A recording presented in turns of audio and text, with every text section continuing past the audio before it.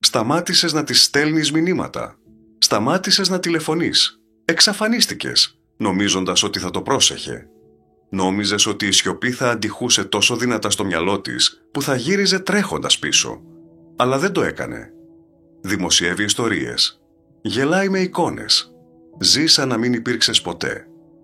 Και τώρα είσαι κολλημένος στη σιωπή, περιμένοντας, πονώντας, αναρωτώμενος γιατί στο καλό δεν επηρεάζεται όπως εσύ. Αν έχεις νιώσει ποτέ ότι η απουσία σου ήταν αόρατη, σαν η σιωπή σου να μην είχε βάρος, σαν να προχώρησε απλώς χωρίς να διστάσει αυτό είναι για σένα.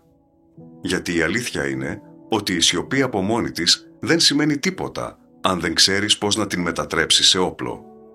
Η σιωπή χωρίς μεταμόρφωση είναι απλώς μια παύση στην αδυναμία σου. Σταμάτησες να προσπαθείς να την απλώσεις, αλλά η ενέργειά σου είναι ακόμα συνδεδεμένη. Ξυπνάς, ελπίζοντας ότι τελικά σε έλειψε.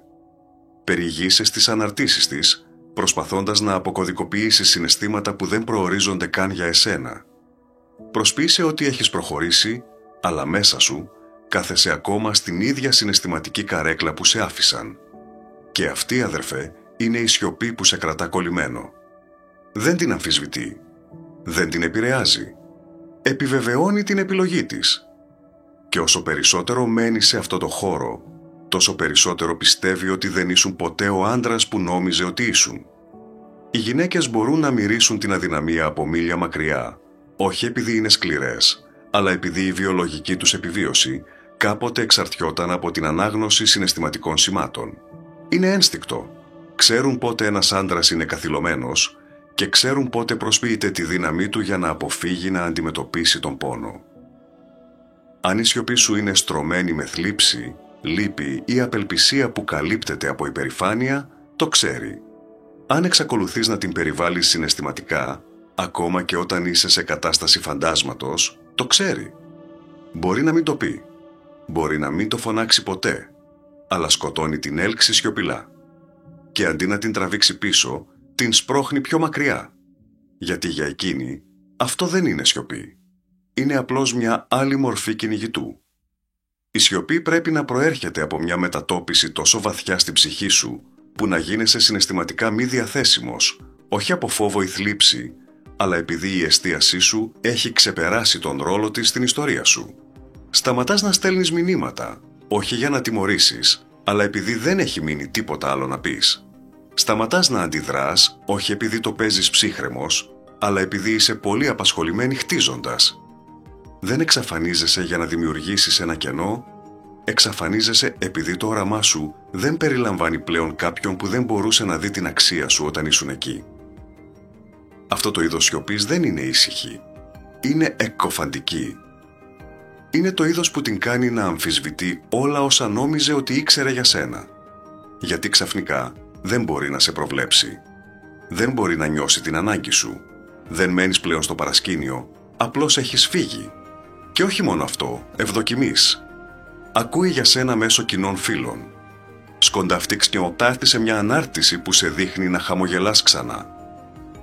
Παρατηρεί ότι η ενέργειά σου έχει αλλάξει, πιο αρενοπή, πιο συγκεντρωμένη, λιγότερο προσβάσιμη. Τότε είναι που το μυαλό της αρχίζει να τρέχει. Τον έκρινα λάθος. Έχασα έναν άντρα που μόλις έβρισκε τον εαυτό του. Αυτή η αβεβαιότητα, αυτό το χάσμα ανάμεσα στο ποια ήσουν και ποια έχεις γίνει, αυτό είναι που την ενοχλεί. Και όχι μόνο τη δική της, και κάθε γυναίκας. Επειδή έλκονται από την ανάπτυξη, από τις δυνατότητες, από τους άντρες σε κίνηση. Αλλά να το κλειδί που παραβλέπουν οι περισσότεροι άντρες. Δεν μπορείς να κατασκευάσεις αυτή την ανάπτυξη για εκείνη. Δεν μπορείς να ψεύτικες ανεβάσεις επίπεδο ελπίζοντας ότι θα το δει. Πρέπει να είναι αληθινό, γιατί αν δεν είναι, η πράξη σου θα είναι ασυνεπής. Θα αρχίσεις να δημοσιεύεις selfies από το γυμναστήριο, ελπίζοντας ότι θα της αρέσει μία. Θα βγάλεις χρήματα και θα τα δείξεις για να αποδείξεις κάτι. Θα προσπαθήσεις να επισκιάσεις την απόρριψη αντί να την ξεπεράσεις. Και πάλι θα το νιώσει. Και πάλι θα απομακρυνθεί. Αλλά η σιωπή πρέπει να έχει σκοπό. Η αιμονή με την εξέλιξή σου δεν έχει να κάνει με το να την κερδίσεις πίσω. Έχει να κάνει με το να συνειδητοποιήσεις ότι δεν ήταν ποτέ ο στόχος. Εσύ ήσουν. Ο υψηλότερος εαυτός σου, η αποστολή σου, η κληρονομιά σου. Τη στιγμή που σταμάτησε να εκτιμά την ενέργειά σου, σου έδωσε την ευκαιρία μιας ζωής. Επαναδιοχέτευσέ την, στη φυσική σου κατάσταση, στα οικονομικά σου, στην ψυχική σου πειθαρχία, στην πνευματική σου δύναμη. Αυτή η ενέργεια ήταν πάντα δική σου, απλώς τη δανείστηκε. Τώρα ήρθε η ώρα να την ανακτήσεις. Οι περισσότερες γυναίκες δεν θα σε λείψουν μέχρι κάποιος άλλος να θαυμάσει αυτό που έχεις γίνει. Γιατί? Επειδή η έλξη δεν βασίζεται στην ιστορία, χτίζεται στην αντίληψη. Τη στιγμή που μια άλλη γυναίκα βλέπει την αξία σου, αυτή που σε απέρριψε αναγκάζεται να αμφισβητήσει την κρίση της. Δεν πρόκειται για εκδίκηση. Πρόκειται για το να ανεβάσεις την αξία σου τόσο ψηλά που η γνώμη της να γίνει άσχετη. Δεν το κάνεις αυτό για να την κάνεις να μετανιώσει, το κάνεις επειδή τελικά βλέπεις αυτό που δεν έκανε ποτέ. Η αξία σου δεν χάθηκε, δεν ανακαλύφθηκε, ούτε καν από εσένα. Τώρα λοιπόν, ξεκινάει. Τέλος το να κάθεσαι σιωπηλά περιμένοντας να νιώσει την απουσία σου. Γέμισε τον χώρο που άφησε με πειθαρχία. Όταν αυτή η συναισθηματική πείνα φουντώσει, τάισε το σώμα σου με υδρότα. Τάισε το μυαλό σου με γνώση. Τάισε το μέλλον σου με δράση. Δεν της οφείλεις τη σιωπή σου. Οφείλεις στον εαυτό σου τα πρότυπά σου. Να η αλήθεια, ο άντρας που λείπει δεν είναι αυτός που εξαφανίζεται. Είναι αυτός που αναδύεται ως απειλή. Ένας ανταγωνιστής, ένας γεωμένος, σταθερός άντρας, του οποίου η φιλοδοξία την κάνει να αμφισβητεί πώς πίστευε ποτέ ότι χρειαζόταν την έγκρισή της. Ένας άντρας με γεμάτο σκοπό δεν θα στοιχειωθεί από μια γυναίκα που έφυγε. Γιατί τώρα καταλαβαίνει. Η φυγή της ήταν η σπίθα που πυροδότησε την εξέλιξή του. Η ανδρική πειθαρχία δεν είναι μια στιγμή. Είναι ένας τρόπος ζωής. Είναι η επιλογή του πόνου σήμερα για να μην υποφέρεις αύριο. Είναι η ματιά στον καθρέφτη και η άρνηση να είσαι μια εκδοχή του εαυτού σου που λαχταρά την επιβεβαίωση για να νιώσει άξια. Είναι η διαγραφή αριθμών, το μπλοκάρισμα της πρόσβασης, το κόψιμο δεσμών, όχι από θυμό, αλλά επειδή η παρουσία της δεν ταιριάζει πλέον στον άντρα που χτίζεις. Αν εξακολουθείτε να αναπαράγετε τη φωνή της, να ξαναδιαβάζετε παλιά μηνύματα, να παρακολουθείτε τα μέσα κοινωνικής δικτύωσης της, ταΐζετε ένα φάντασμα. Ένα φάντασμα που απορροφά τα καύσιμα που προορίζονται για την κληρονομιά σας.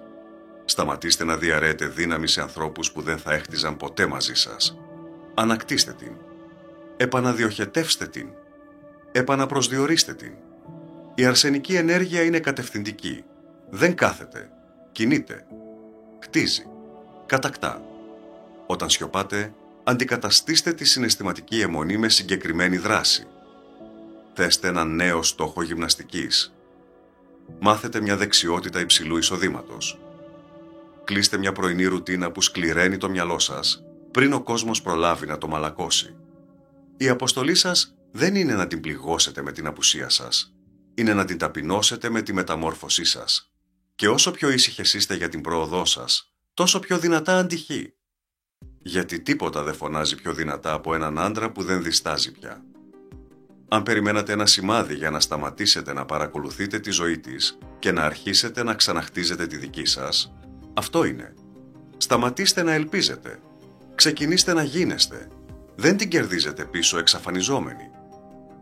Την κερδίζεις πίσω γινόμενη αγνώριστη, όχι σε αυτήν, αλλά στον παλιό σου εαυτό.